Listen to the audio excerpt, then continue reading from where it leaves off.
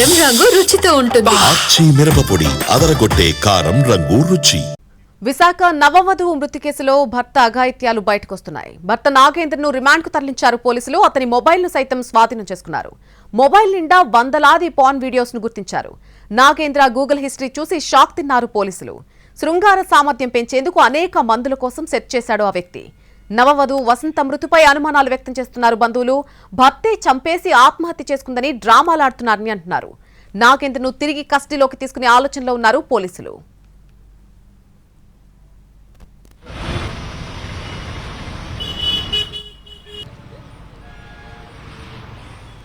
విశాఖ నవవధువు మృతి కేసులో భర్త అఘాయిత్యాలు ఒక్కొక్కటిగా బయటకొస్తున్నాయి.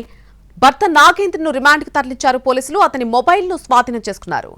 మొబైల్ నిండా వందలాది పాన్ వీడియోస్ ను పోలీసులు గుర్తించినట్టుగా చెప్తున్నారు. నాగేంద్ర గూగుల్ హిస్టరీని కూడా పోలీసులు చూసి ఒక్కసారిగా షాక్ తిన్నారు. శృంగార సామర్థ్యం కోసం, ఆ సామర్థ్యం పెంచేందుకు అనేక మందుల కోసం సెట్ చేశాడు నాగేంద్ర. నవవధువు వసంత మృతిపై కూడా చాలా అనుమానాలు వ్యక్తం చేస్తున్నారు బంధువులు. భర్తే చంపేసి ఆత్మహత్య చేసుకుందని డ్రామాలాడుతున్నాడని అంటున్నారు. నాగేంద్రను తిరిగి కస్టడీలోకి తీసుకునే ఆలోచనలో ఉన్నారు పోలీసులు.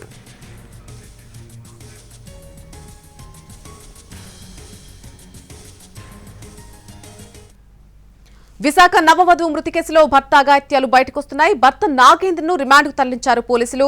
మరిన్ని వివరాలు మా ప్రతినిధి చిరంజీవి అందిస్తారు. ఆత్మహత్య కేసులో ఇది అనుమానాస్పదంగానే ఇంకా కేసు నమోదు కొనసాగుతుంది. అయితే ఈ కేసుకు సంబంధించి ప్రస్తుతం పోలీసులు విచారణ వేగవంతం చేశారు.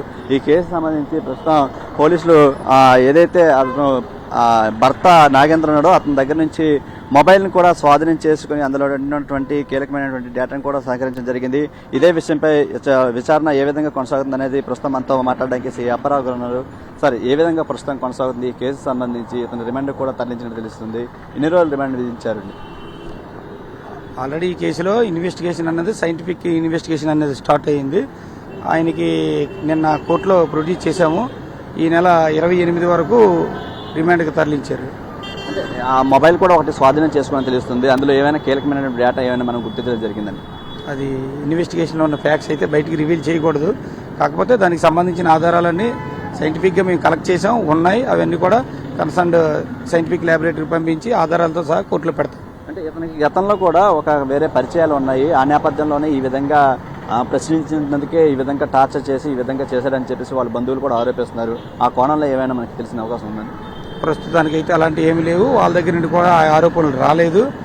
వచ్చిన ఆరోపణలల్లో యూట్యూబ్లో అలాంటి వీడియోస్ చూసి దానికి ప్రేరేపితుడై ఈ అమ్మాయిని వేరే రకంగా ఇబ్బంది పెట్టాడని, అమ్మాయి మానసికంగా కుంగిపోయి ఈ విధంగా చేసిందని అన్న ఆరోపణలతో తప్ప వేరే ఇల్లీగల్ కాంట్రాక్ట్ అయ్యి ఉన్నట్టయితే బయటికి ఏమీ రాలేదు. లేదు, పెళ్ళైన కొత్తలో బాగానే ఉన్నాడని చెప్పారు.